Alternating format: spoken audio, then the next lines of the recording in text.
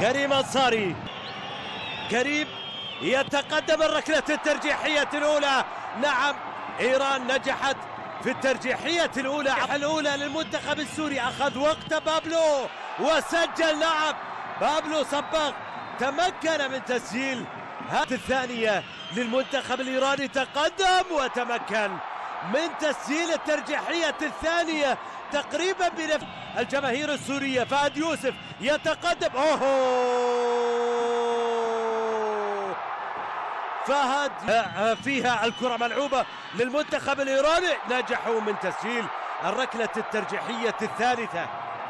الترجيحية الثالثة سوريا بكرة سجلت. نعم، نجح المنتخب السوري عبر التقدم لتنفيذ الركلة الترجيحية الرابعة كلها في نفس الزاوية، والترجيحية الرابعة نجح فيها للمنتخب السوري في المباراة.